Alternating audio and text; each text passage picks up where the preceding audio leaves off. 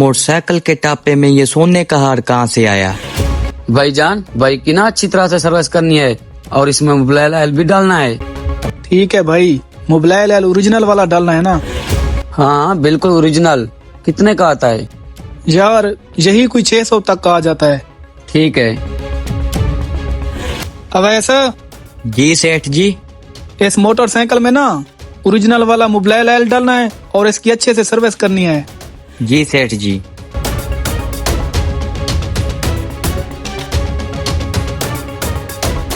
ठीक है भाई, इसको ना 1 घंटा लगेगा। अगर आपने कोई काम वगैरह करना है तो कर रहा हो, मैं इसकी सर्विस करवा देता हूँ। ठीक है भाई, मैं घंटे तक वापस आता हूँ।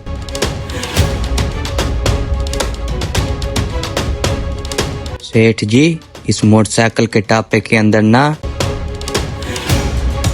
ये सोने का हार था।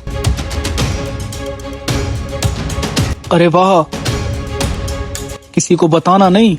उस्ताद जी, ये आप उसका वापस तो करेंगे ना? अरे चुप कर। और ये कहाँ डाल रहा है? लोकल वाला मोबाइल ले आ। उस्ताद जी, आप ही ने तो बोला ना ओरिजिनल वाला मोबाइल डालना है इस मोटरसाइकिल में। अबे तुझे तो पता है ना, ये बात कस्टमर के आगे बोली जाती है। पहले हम क्या करते हैं बस वही करना है। लेकिन उस्ताद जी, आप ये कस्टमर के साथ बेईमानी क्यों करते हो? और ये हार तो उसका बहुत महंगा होगा। बेटा अभी तो बच्चा है, समझेगा नहीं। अरे ईमानदारी से ना सिर्फ झोंपड़े बनते हैं, महल नहीं बनते। और ईमानदारी पर चलोगे ना तो सारी जिंदगी ऐसे गंदे कपड़े ही पहनते रहोगे। मेरी तरह ऐसे टिशन टाइट होकर नहीं घूमोगे, समझ गए ना? समझ गया सेठ जी।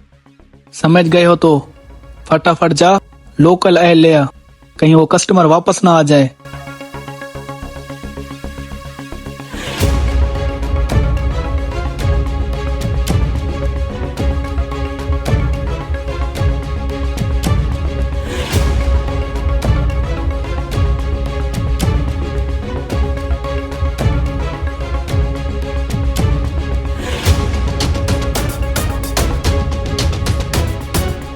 पाँच दिन के बाद ठीक हो गया भाई साहब आपका मोटरसाइकिल। इसका ना प्लग का मसला था, नया प्लग डाल दिया और आपके ना 300 रुपए हो गए।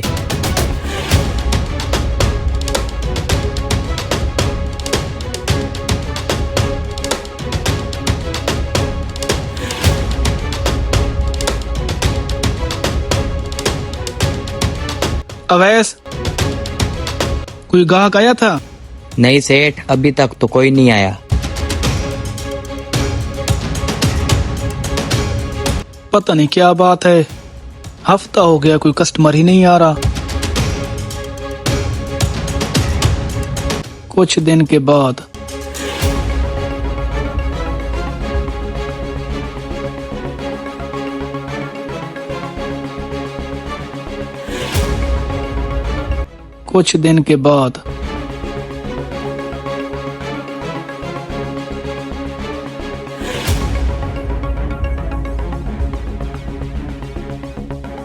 एक महीने के बाद। कितने पैसे हो गए भाई? भाई साहब आपके 300 रुपए हो गए।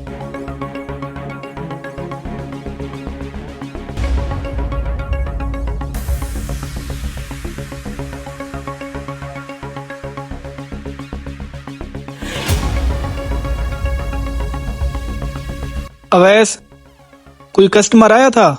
नहीं उस्ताद जी, आज भी कोई नहीं आया। अच्छा एक बात बताओ, मैं कुछ दिनों से देख रहा हूँ तुम मुझे रोजाना के नए नए सूट पहन कर आते हो, ऐसे टिशन टैट होकर घूमते हो। मैंने तो तुम्हारी तनख्वाह भी नहीं बढ़ाई। उस्ताद जी, जो आप तनख्वाह देते हो ना उसमें से मैं कुछ पैसे बचा कर नए कपड़े ले आता हूँ। अच्छा बेटा, तू मेरा शागिर्द होकर मेरे पास काम कर रहा है और मुझसे ही बेईमानी कर रहा है। आज जिस कस्टमर से तुमने 300 रुपए लिए थे ना, उसे मैंने ही भेजा था।